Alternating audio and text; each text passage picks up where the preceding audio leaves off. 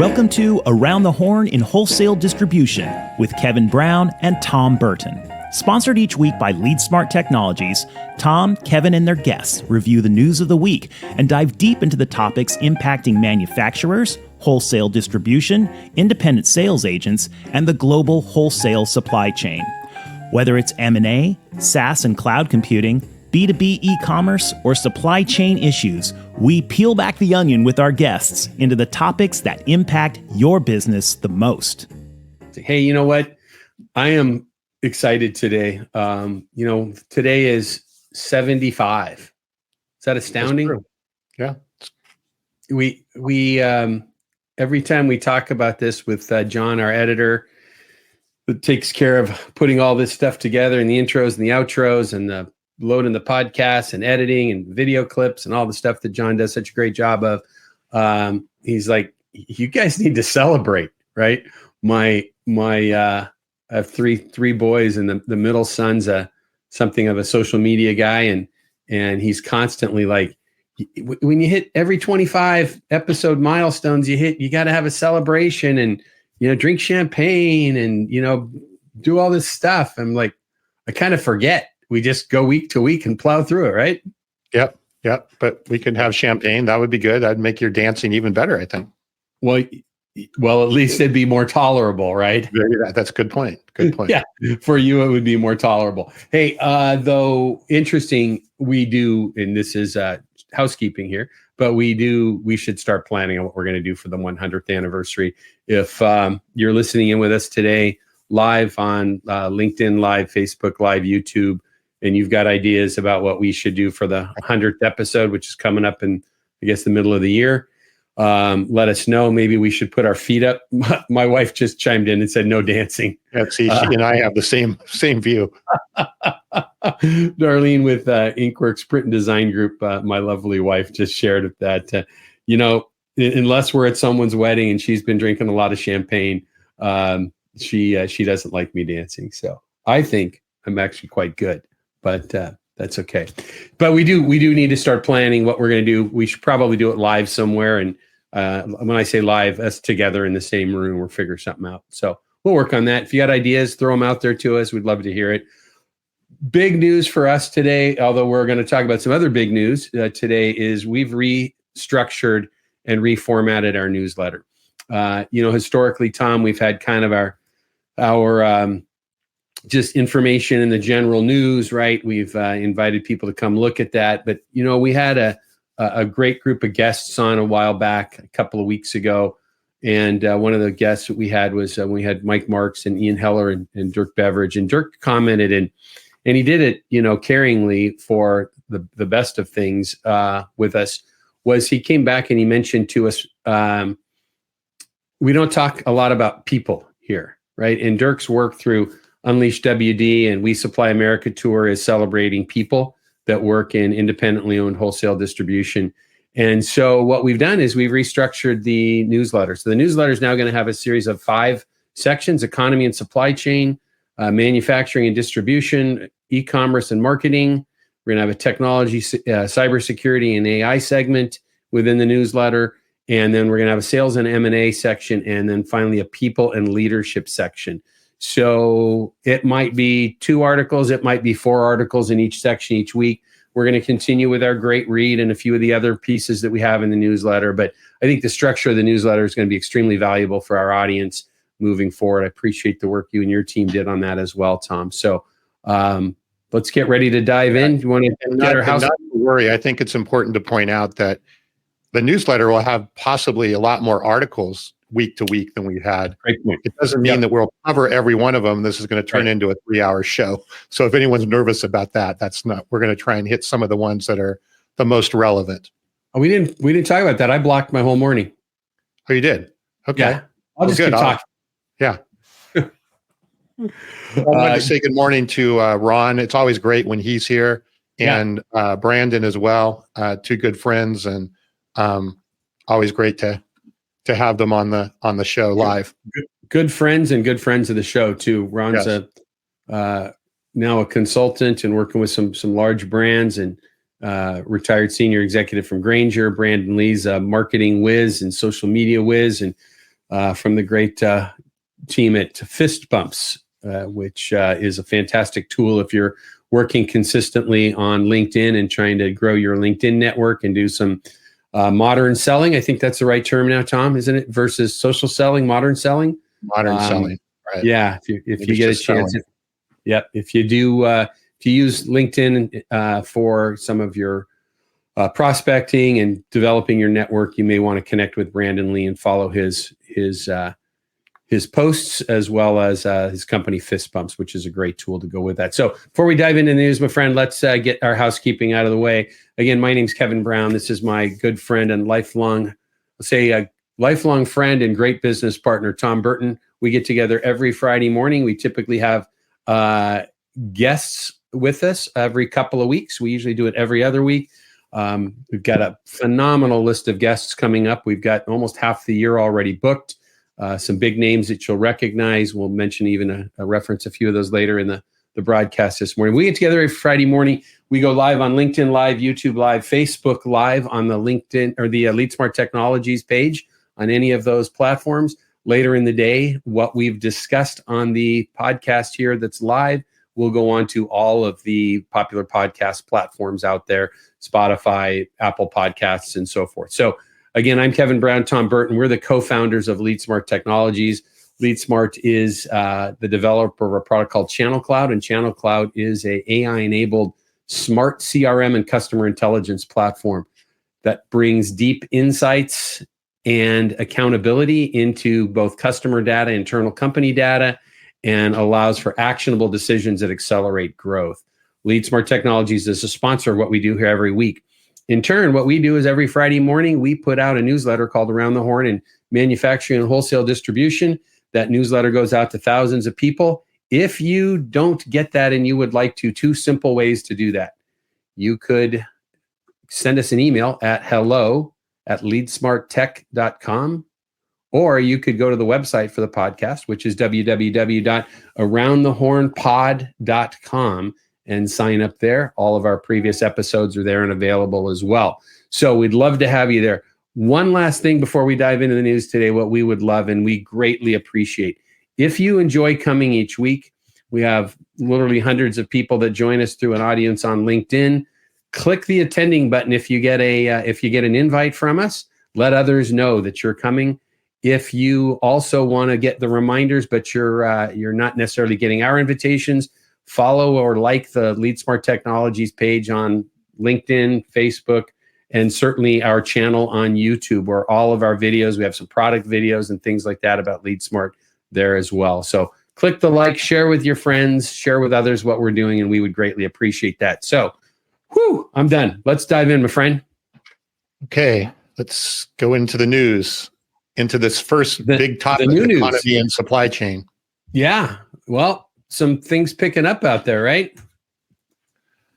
It's again, looking at the article, right, talking about, and I wanted to get your take on this. It said products falling to the lowest level in more than 3.5 years. What I couldn't decipher as I read the article, was that mean that the prices actually drop, or was it just the price increase was the least in the last 3.5 years? And it wasn't 100% clear in the article. Yeah.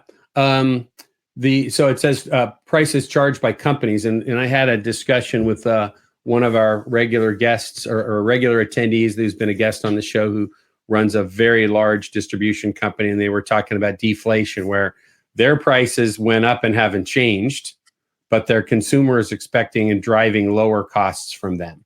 And that's what we're looking at in this setting. So we're seeing some of that across the board, where things are settling down.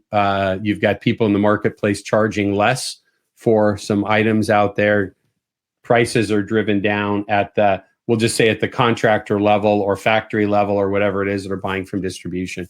But their costs have mostly stayed up, even when some of the commodity prices have dropped. Some folks, Tom, to your point, and we could talk for hours about this, and there's others that are far more versed in this than I am.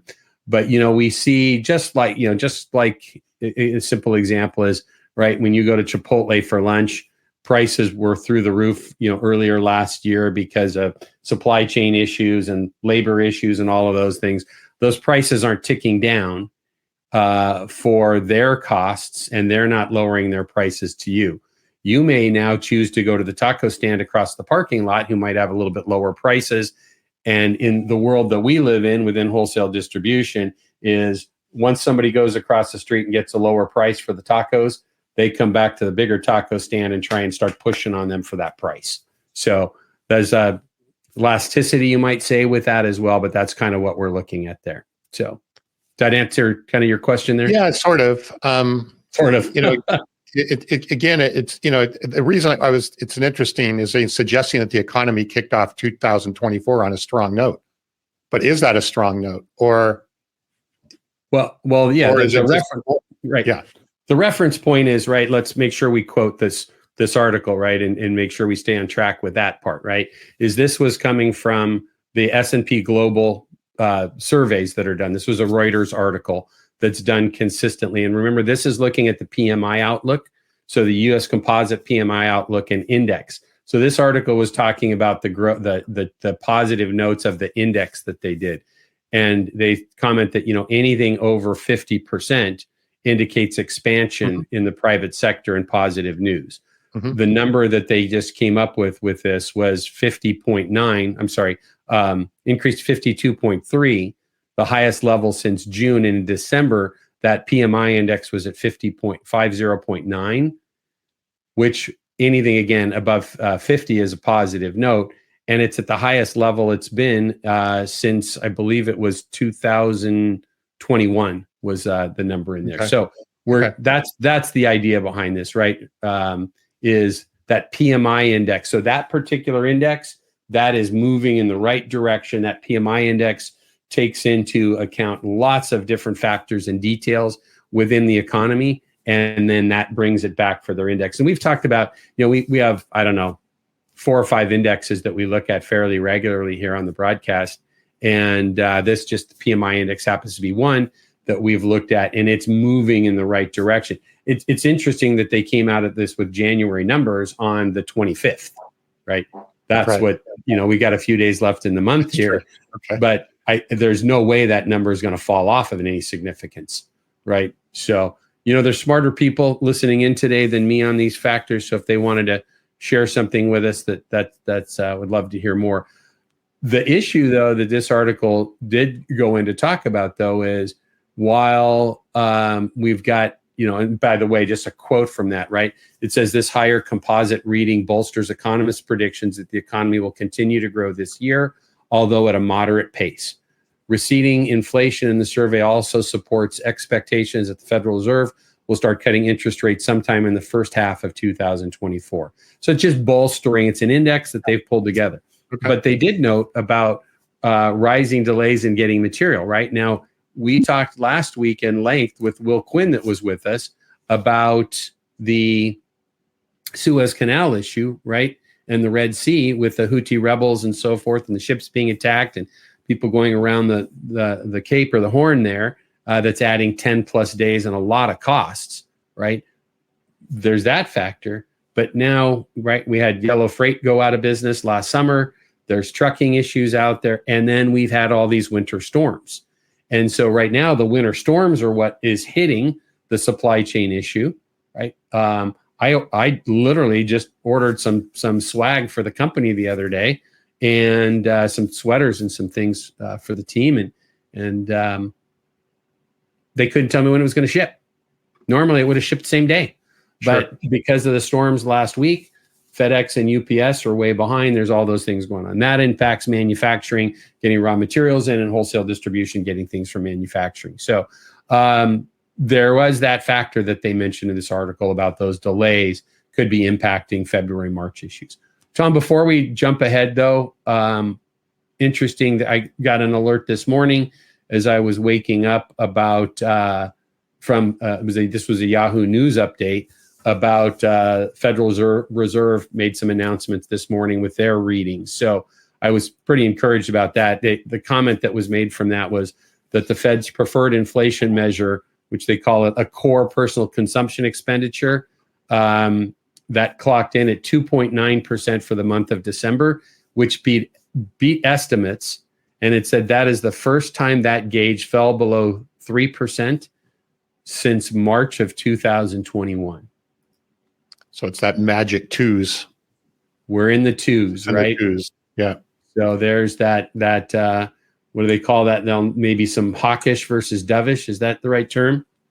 Well, more dovish than hawkish, right? Hawkish is, Cautious, hey, we're going to keep raising rates. So dovish, that's the right term, right? Very good. All right. So sliding on a little bit, what's next? To our next category, manufacturing and distribution. I'll take manufacturing and distribution for 300, Alex. Yeah, exactly. That's what it seems like a little bit. So this is about the future of sustainable logistics, innovating for efficiency and environmental impact. Good article, I thought, a lot of different fronts about introducing, they talk about in the article some different technologies that we've touched on over the last 75 episodes, right, but have been a bit overshadowed with the whole AI conversation in the last few months.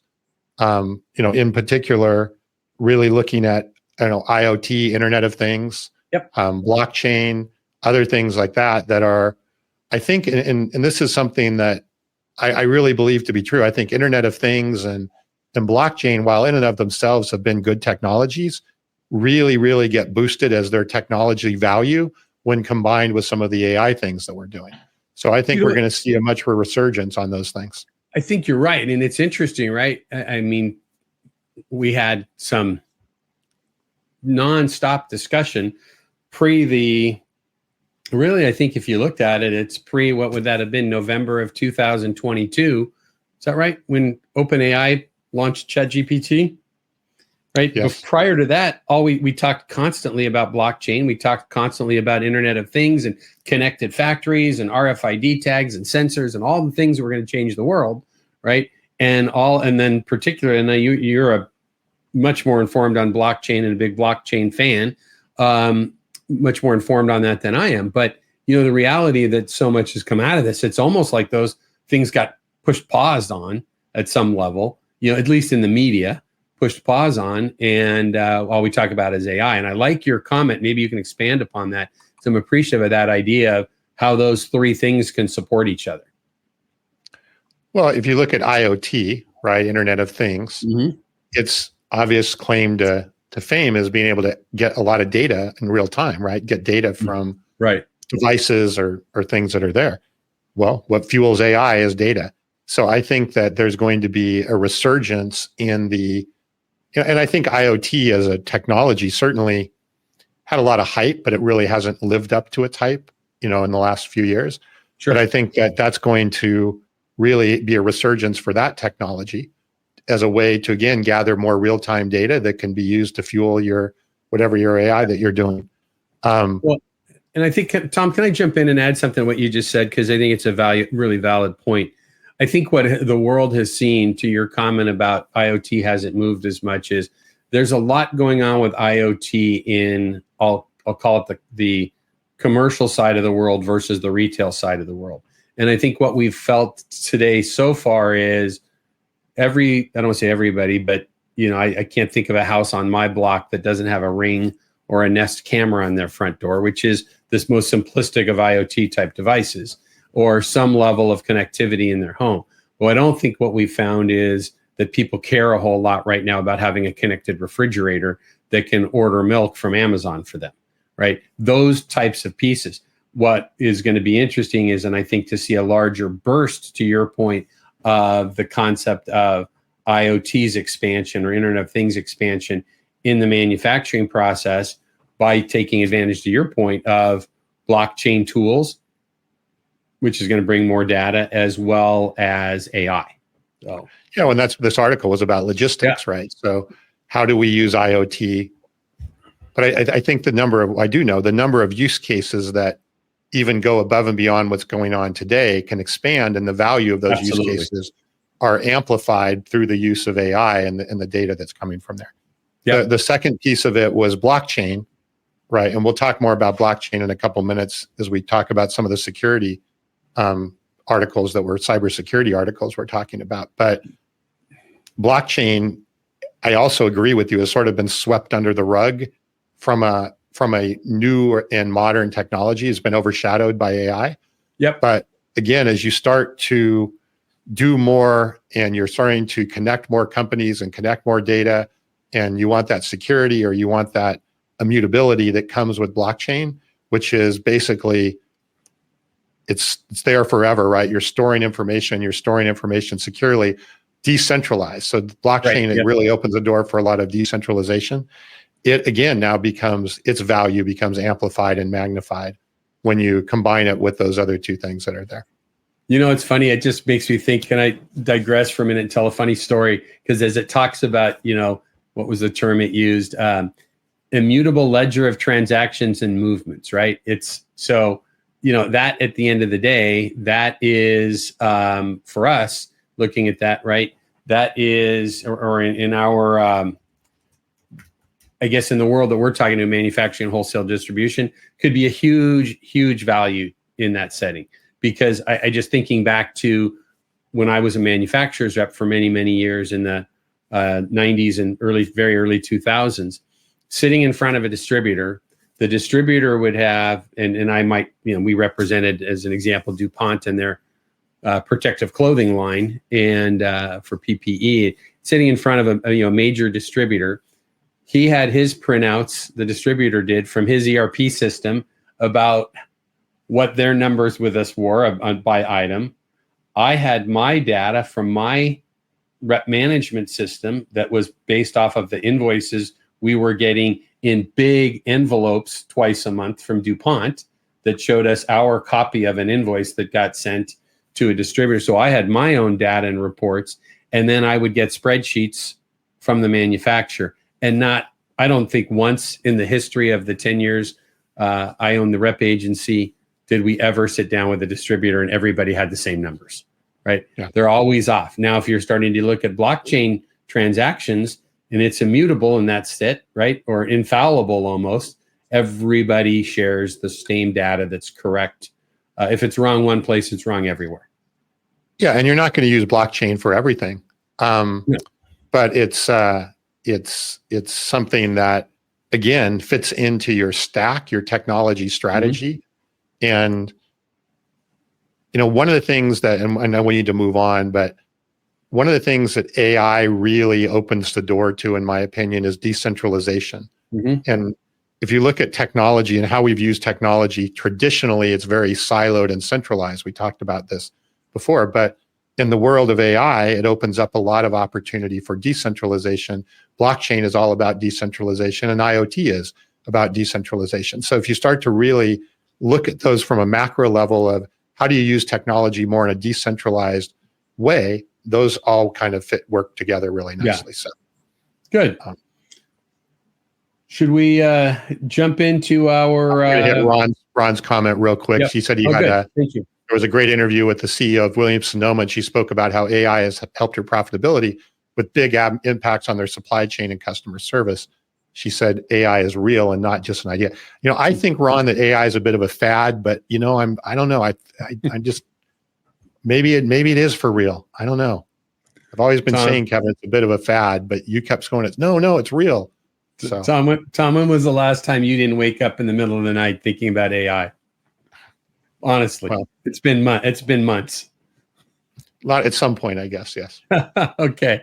I think it might be here. I think it might be something here to stay. So we're going to kind of slide through the next article in our e-commerce and marketing segment, but I did want to comment. I thought it was great. The article that we published there was, let's see, what's the final title on that?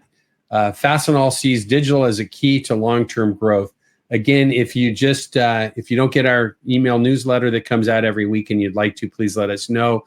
This article is available there. We won't spend a lot of time on it, but I thought Fastenal, which started off in Winona, Minnesota as a small family-run fastener distributors and now is a publicly traded company and with locations all over the country selling general line industrial and safety as well as fastening products. But they talked about $1 billion in their fourth quarter numbers were digital, which accounted for 58% of their total net sales were digital.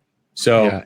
You think we're back to talking about fads, right? If you think e-commerce is a fad, not so much.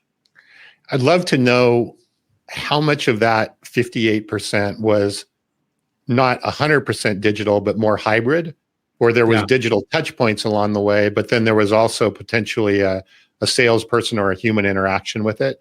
Yeah. My instinct tells me is that a fair percentage of that 58% was hybrid and not 100% digital, but because that's an awful lot, in my opinion, for 100% digital. And we're seeing more and more hybrid sort of scenarios of people we're talking to.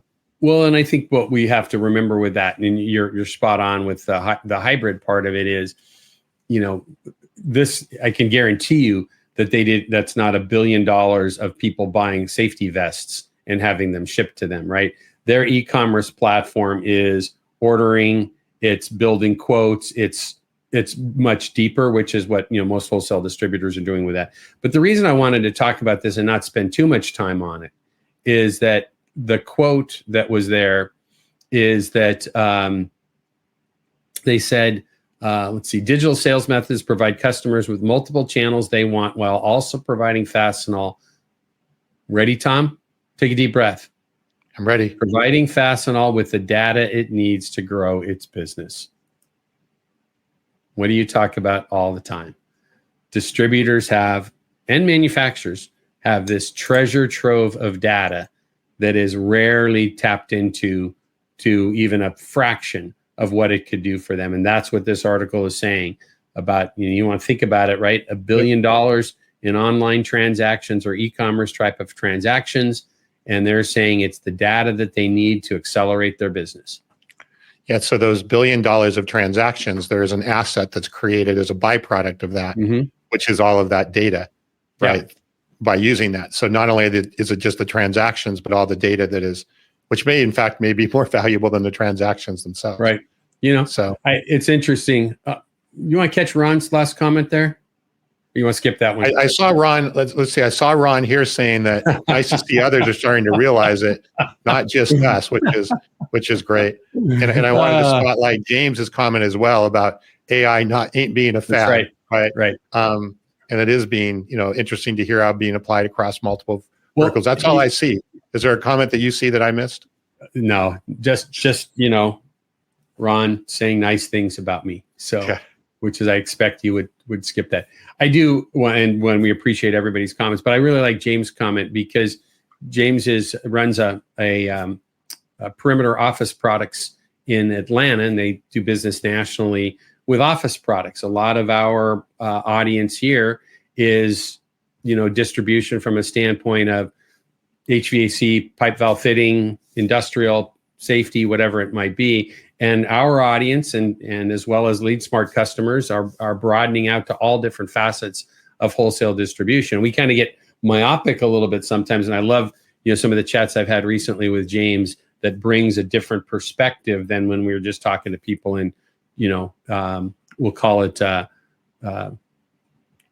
building materials, factory supplies, things like that. So appreciate that comment, James. But what's true about that is that a lot of the same challenges are the same, right? They have different things. They have different things they're selling, different customers, but a lot of the same challenges and opportunities are the same, which is interesting for me to observe as not being a 35-year, veteran of the industry. Yeah. Well, I think you're right. And it ties me back to, and James will probably laugh at this, but I've said this, I think, before on our show here, but I had dinner in San Diego after a large trade show, probably 2013, I'm going to guess roughly. And it was with a couple of Amazon executives, middle management person, a more senior executive. And we were at a nice dinner downtown San Diego, and we were talking about their business in general. And he made the comment, he said, Kevin, we were talking about their expansion, because it was some of the earlier days of Amazon Business. It was called Amazon Supply at the time. And he basically said, Kevin, if it fits in a box and it's legal and reasonably moral, we'll sell it. And, at the end of the day, it doesn't matter if you're selling, pipe valve. We were on the phone yesterday with, one of our customers who's working on a major bid right now for a new football stadium in the Southeast. And it doesn't matter if you're selling a box of copy paper, ink and toner, or it's pipe valves and fittings, right? People buy the way people buy, and the technology to support that is growing and getting better every day. Yep. And the data is the data, right? The data that in that case that James has is no less important than the data that Granger has from their transactions. So good stuff. Good stuff. Yep. You want to jump ahead? Let's do it. Let's go to technology, cybersecurity, and AI. Woo! This is my New favorite topic. section. We should put this one to the top of the newsletter, I think. You know, if you wanted to get that done, I would be okay with that because I know that these things are dear to your heart. Again, So which of these do we want to touch on? I know we don't have time for all of them here. Well, I think we were going to talk about just spend a little bit of time about talking about the manufacturing. We've got 3 articles there. One is cyber security competence, new regulations and standards in the industry. That's probably an important read, but we could unpack that another time. We've got an article in this section too in the newsletter, manufacturing attacked in the cloud more than any other industry. And the last one we'll finish up with is generative AI, 5 risks that should be addressed. But, let's just kind of talk about this first one about manufacturing attacked in the cloud more than any other industry. I didn't realize that until I read this article. That it kind of surprised me. And it said, this is, it was a small survey. It was 1,610 IT and security professionals. But what was interesting, it was across 100 countries. I thought that was kind of astounding with that, how broad it was globally. And it said, according to the survey, 64% of companies in the manufacturing sector suffered a cyber attack during the previous 12 months. And it said it's similar to the finding among organizations overall, that 68%. Man, those numbers seem so high to me, Tom. I don't know what your thoughts are, but maybe there's a lot of attacks that are going on there that are simplistic that they're counting. And maybe there's stuff that people don't even know about. I'm not sure. Yeah, it'd be interesting to know what they consider a cyber attack, right? I mean, in theory, look at the number of phishing emails we get every day. Is that a cyber attack? It says right here, among manufacturing companies that detected an attack, 85% spotted phishing in the cloud compared to 58 across other verticals, right? So basically, manufacturing is getting attacked a lot harder by phishing scams. And, you and your team run, our email system within LeadSmart Technologies. And I'm confident in you guys. And we've had these discussions about what we're doing for safety, but the amount of spam that's phishing that I get every day, and so I look in my track or my spam or junk folder, and there's probably 100 things in there, maybe 60, 70 each day. But of things that even get through into my email, there's another 40 or 50 minimum every day. And it's astounding. So it doesn't take a lot for somebody that's unsuspecting. And this could be, John, the forklift driver that has to enter some things into the computer that also has a company email that, I get things almost every day that looks exactly like our banking logo or our bank's logo, right? And so if we're not training our people on this stuff, it can be pretty darn dangerous, clearly. Yeah, but the point in this article is that the manufacturing sector experiences more cloud infrastructure attacks than any other industry surveyed. And unpack that a little bit for us, Tom, will you? Because I want you to dive in on that if you wouldn't mind, because when we've talked about cybersecurity, which we've just started doing more on this show in the last few months, but we've had a number of people comment, and I don't think they're saying this as cavalier as it might sound, but it's easy to have the caution that says, oh, if I'm in the cloud, I'm perfectly safe. And while it's safer, maybe you can expand upon those thoughts.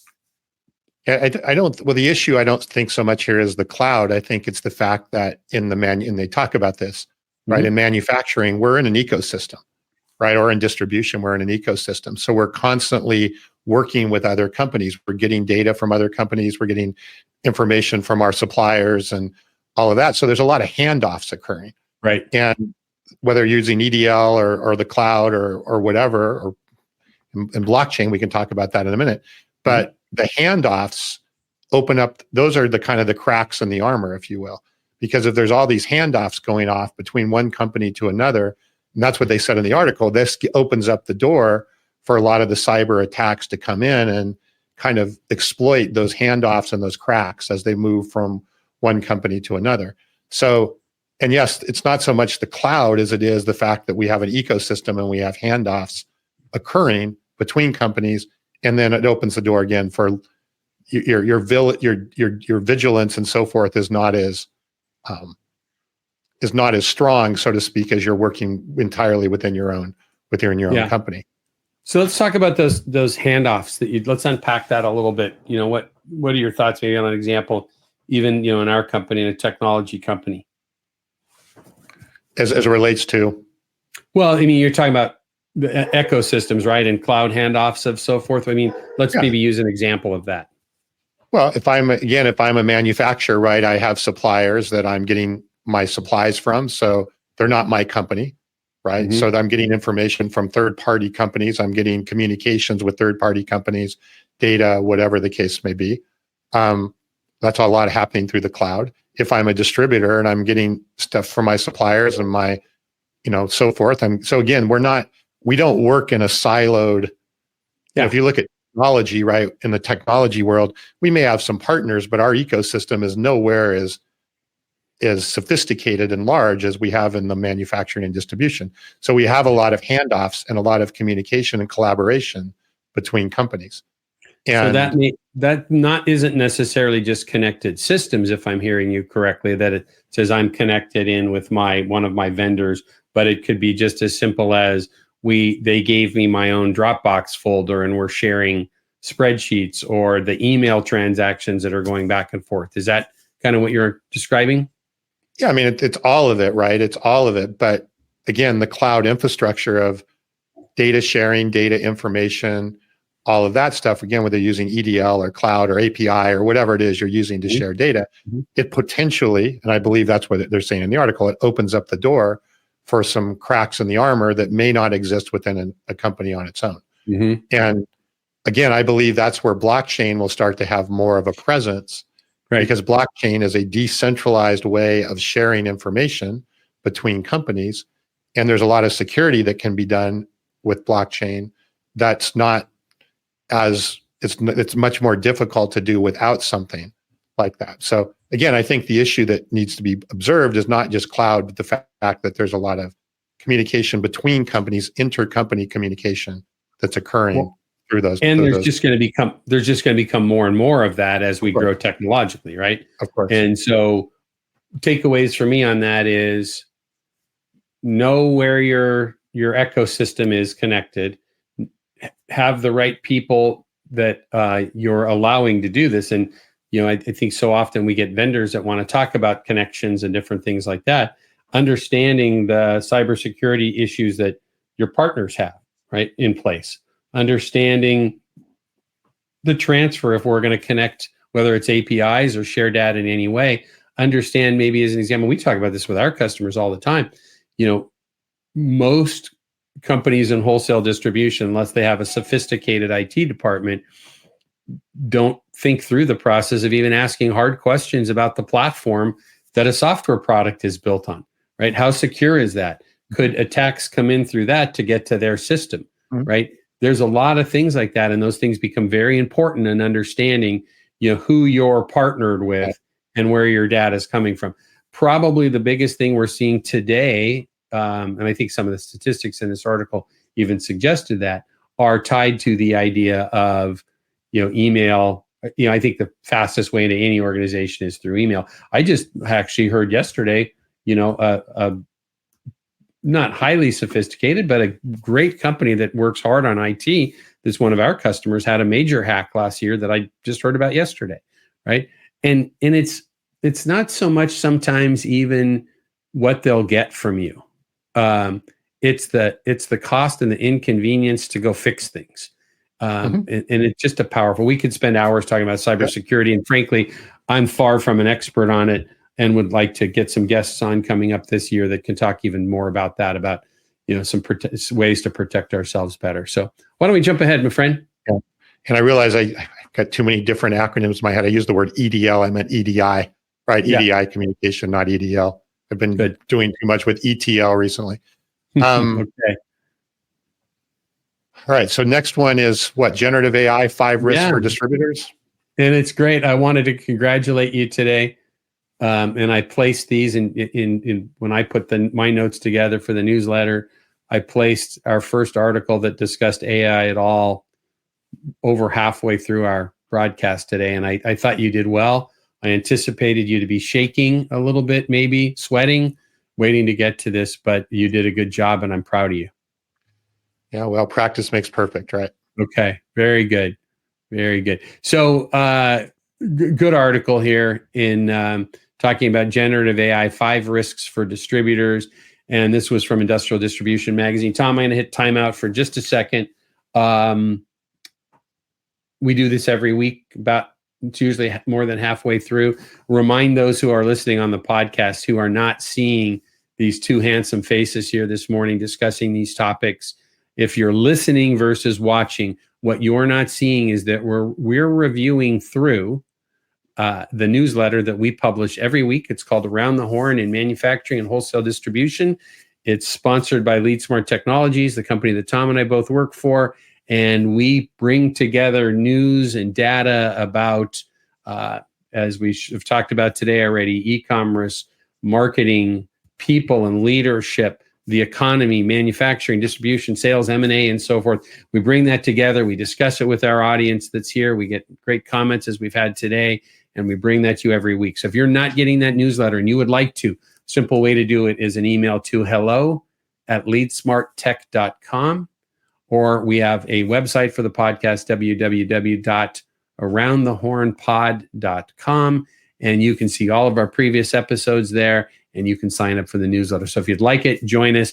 Always want to address the fact that we've got a very large audience. In fact, our podcast audience dwarfs our live online audience. Now we're most typical weeks, we're in somewhere between 5, 7, even 8 countries that are listening in on the podcast, which excites us. We're appreciative of that. Last piece on that little bit is if you like what you're hearing, hit the subscribe, the follow, share with your friends, let others get involved in this as well. So that's it, Tom. We're going to talk about generative AI, 5 risks for distributors. Do you want to lead that off? Well, why don't you just kind of go through the quick 5 and then we can hit on a couple of those. Well, yeah, I had thoughts on every one of the topics, right? And this is the first one was inadequate quality control and inaccurate output. Garbage in, garbage out, safe way to say? Yeah, I think the first 3 in there, if I remember right, the first one was, bad output, and then bias, I think was the second one. Second was biased or prejudicial. The third was IP, right? Copyright and IP. Fourth was over dependence on technology, and the fifth was data system security vulnerabilities, which ties into our previous article. I've got a quick thought on most of those, but I want you to drive this one. Yeah, well, I think so. To me, the punchline on at least the first couple here is. And we've talked about this, right? First of all, know what you're doing with AI. Mm-hmm. So, because AI you can be playing with fire a bit if you don't know what you're doing with it and how you're setting it up in your organization. And this becomes more and more relevant as AI starts to incorporate the first party data that we've talked about, that we all have talked a lot about, right? in things here. So, first of all, certainly know what you're doing, know how it's being set up. But even if you properly have set up AI, we're not at a point where AI is running on autopilot. And I think the first 2 things there are make sure that whether you're creating documents or letters or articles or blog posts or emails or whatever the case may be, is make sure that you're reviewing it before you're just arbitrarily sending it out or using it. Yep. Because yes, it can be very. And again, this is all dependent to a large degree about how you're setting up your AI, your prompts and your data and all of those things. But even if you've done a great job of that, you can end up getting something that is hallucination, right? If you want to call it that, just bad data. And you can get biased on things. Right. So you have to QA it, right? You have to QA and review it. I know there's AI coming out to do AI to review these types of things. Right. So there's kind of like levels, and we'll see that. But so where's that bias and that struggle that the AI to review AI comes from, right? Right. But again, it's just the point being is you can't look at it as an autopilot type of thing. And you see that a lot. Even I see emails more and more. I can just see, even especially quote unquote spam emails that I get from people. You can just tell that they went into ChatGPT, wrote something and put it in there and didn't look or think about it twice. Right. And that's kind of can be a risky situation. Yeah. Well, what's interesting to me on that is you make that point is, and we talk a lot about this with ourselves and with guests as well about stopping, helping with writer's block or white page syndrome or whatever you want to call it. Big help for me with AI. When I stop and take the time to write, I enjoy writing when I have the flexibility to do that. But what's interesting with that is I'm seeing consistently now, specifically on LinkedIn, but in other social arenas, with people who historically have not posted a whole lot, are posting long articles, not articles, but long posts that are far more expansive. And it's not bad, right? Because it's their thoughts, because they had to put the prompts in to get that output. So it's not that it's bad. It's just interesting to watch how many people are now doing this, which is really important. So, that's... I want to hit on Kelly's comment related to that, because I saw that. Many don't understand how elaborate prompts are. They're not one word or one sentence prompts, very sophisticated to get good results. It's now a job and an art form, right? And it's a job title. Right, it's a job title. So it's not just like, create me an article about, the economy or something. It's, and you have to continue to refine your prompts over time. But there's, again, I won't try and get into a little master class, or if you want to call it on the AI structure, but you have prompts, you have your data, you have a lot of different things that influence the output of that, of that AI. But you completely agree with Kelly, is that prompts becoming a real science on how to use those. And by using them properly, I think I did a prompt this week with something that was probably 500 words and multiple paragraphs. And the good news is you can tell it what to do. And for the most part, again, it will try and do that, but you still have to QA what comes out the other side. And that's I think the key, right? Two things come to my mind quickly I'll share related to that is we were messaging this morning, not about the podcast, but about our business. And I shared with you some statistics that I had used ChatGPT for, right? I would never want to share those with a third party unless I had gone and vetted those further and found the reference sources, right? Now, that's the beauty of ChatGPT is you can, if you have the paid, version, if you're using ChatGPT versus another model, is you can ask it for it to always in your results show its sources, or you can go back and ask it for that. But I did an interesting exercise earlier in the week that there's a lot of additional work to be done on still. But I was trying to do some work related to helping with our messaging as a company within LeadSmart Technologies. And I asked ChatGPT to ask me 20 questions as a starting point to help it. And so I built a GPT, right, our own small model there, so that we could help us ongoing with our marketing efforts as a company. And I wanted to share that with an agency that we work with and other people that we work with. And I went and asked it what I wanted it to ask. Basically said, ask me the questions that you need to become an expert on my company. And it was tons and tons and tons and tons that very valuable of what that came back with. So before we jump ahead on this, Tom, I'm going to recap these.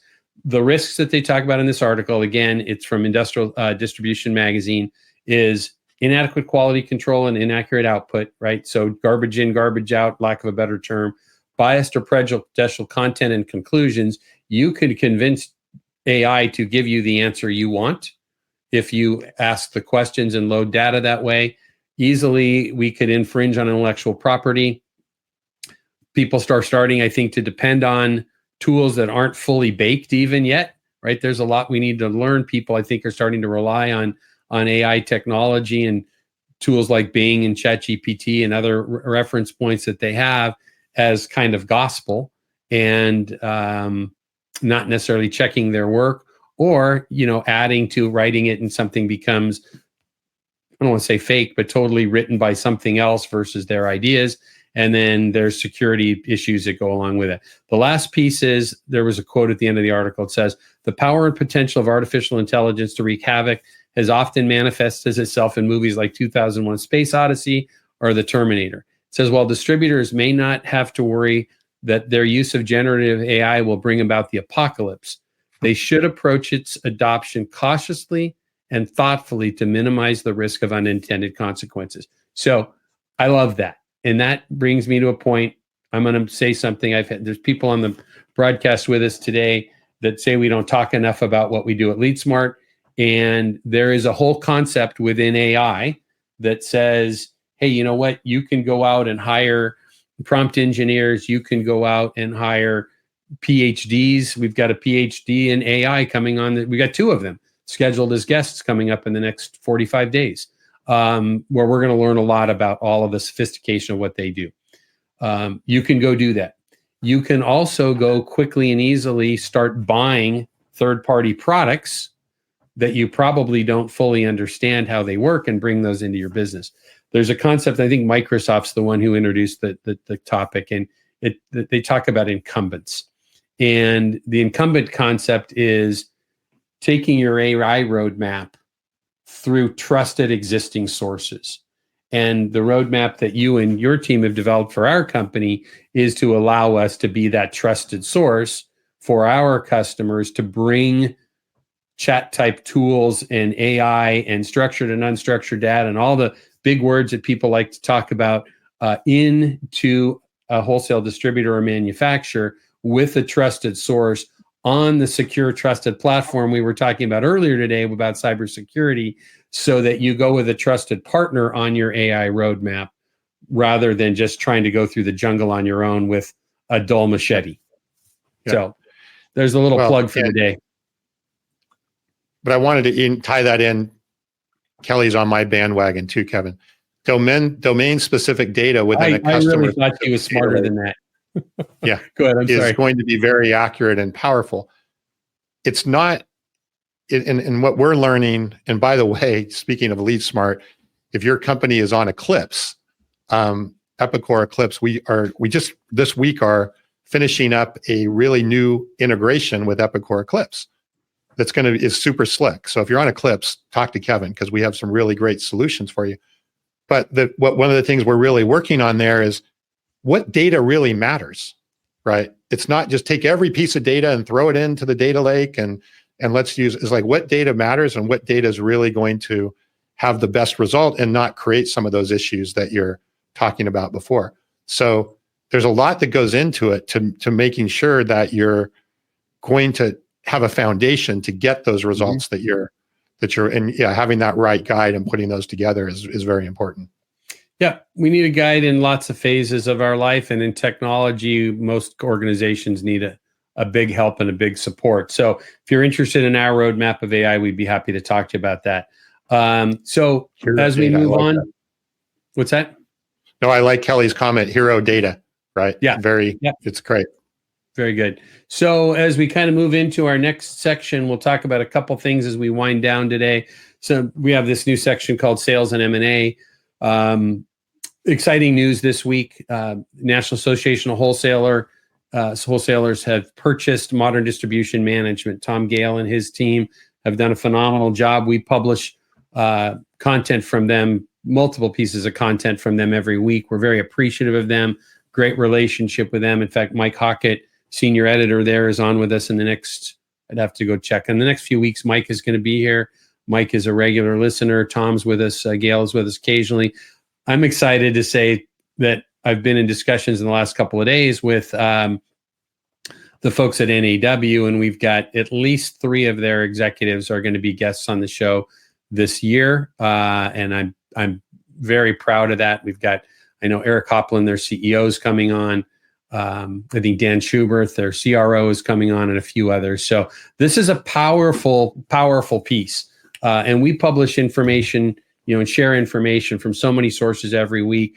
We love the folks at Distribution Strategy Group, NAW, National Association of Manufacturers. But this is a unique piece. And so we're looking forward to having Mike's going to be on, and then some of the NAW people coming shortly. We're expanding our partnership right now with NAW as well with LeadSmart.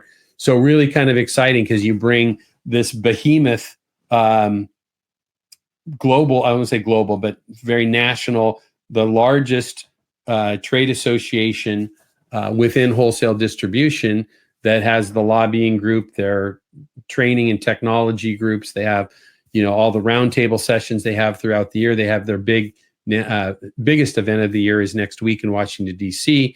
Now you're bringing them with another group that has very unique and specific research and other data with MDM, bringing that together. I think there's going to be some neat stuff that comes out of that. So it's good stuff.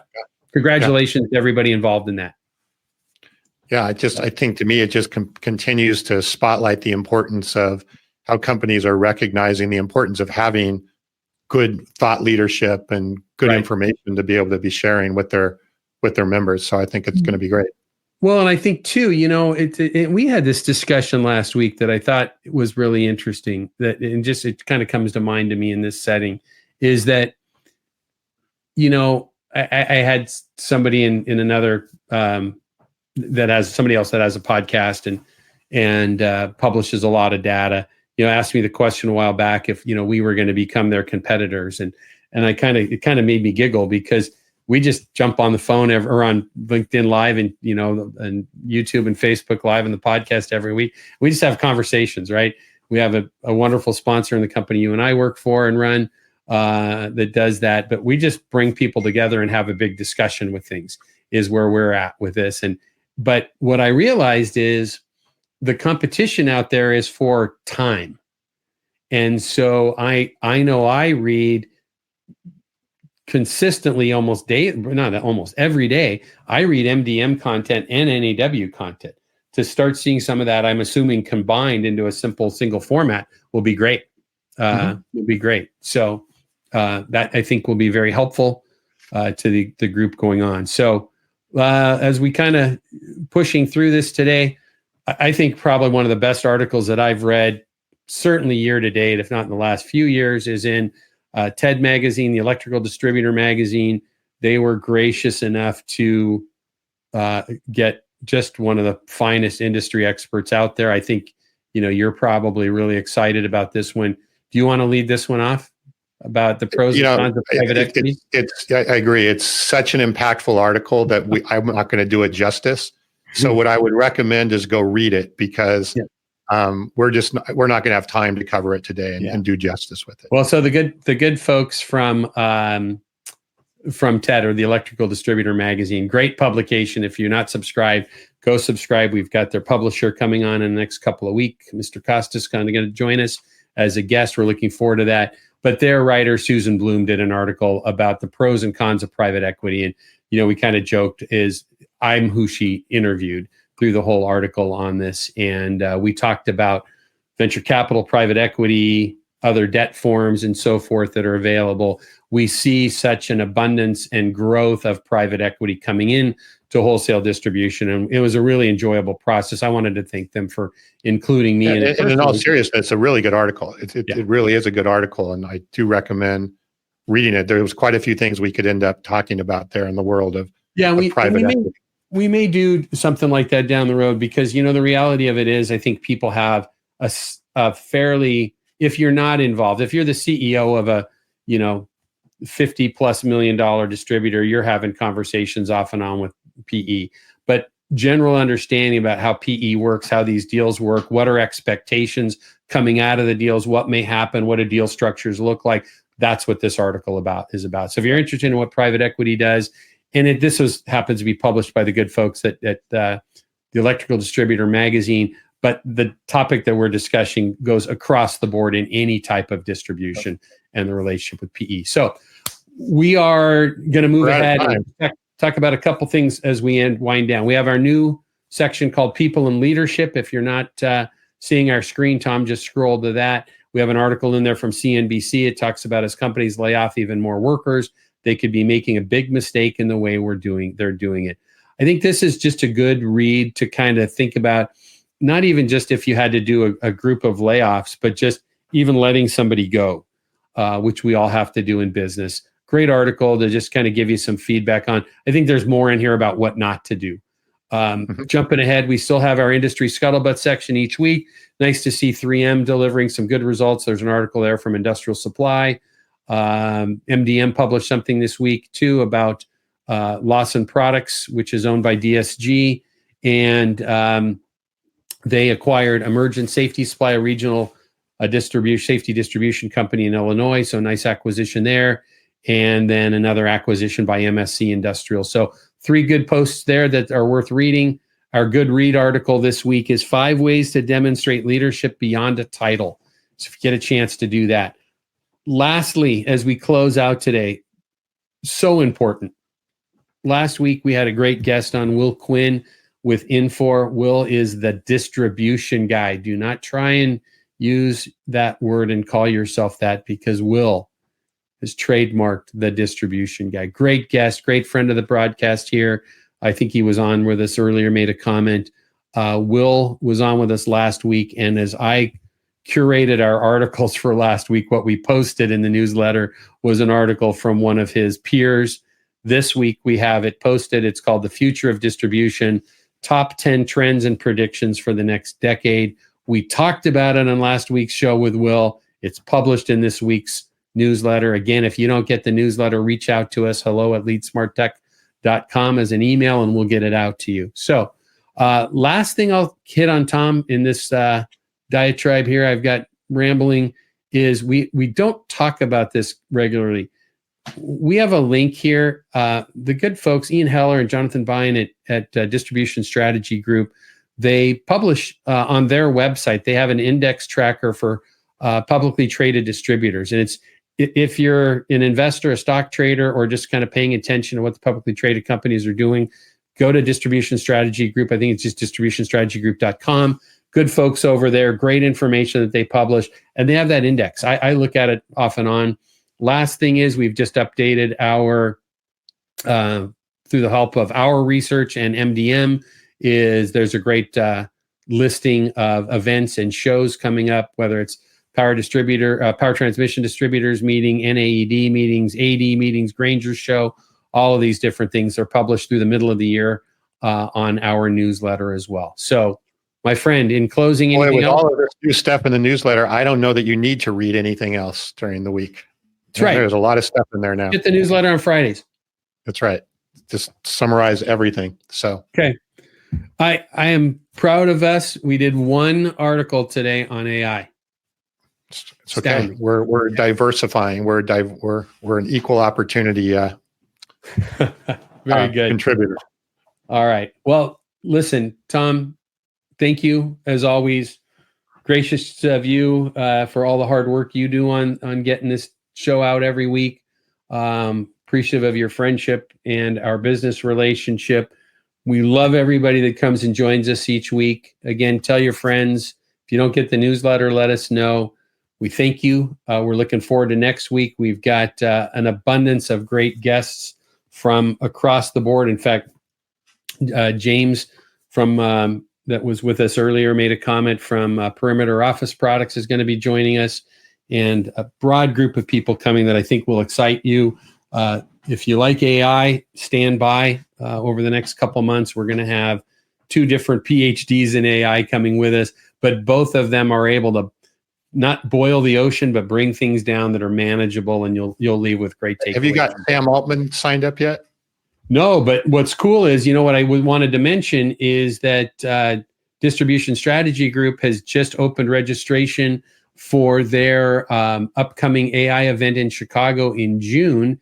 And I did see that Zach Cass, who was the original, I can't remember the title, but Zach, I had a chance to meet him at the previous DSG event in Chicago last October. He gave the main keynote. I think he was the chief commercial officer or something like that. Super insightful. Had a chance to talk to him for about 10 minutes after the keynote.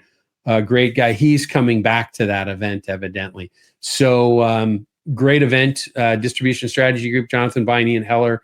Get an opportunity to look into that event in Chicago in June at the Chicago O'Hare Marriott is where it's at, which was a great spot for it. So that's it. We're going to wind down, my friend. Have a wonderful weekend. Everybody that was with us today, whether you're with us live or you're listening later on the podcast, have a wonderful day. Be kind, do good things, and be safe. Thanks, everyone. We hope you enjoyed today's episode and our guests. Each week, we try our best to dig into the topics that are impacting your business. So please reach out to us and let us know how you think we can make the show better, or topics you'd like for us to tackle or talk about more often, and even guests you'd like to see join us. We're looking forward to bringing you next week's session and hope that until then, you stay safe, stay focused, and do great things. If you haven't already, please subscribe to the podcast and leave a review to help others in wholesale distribution get access to the conversation.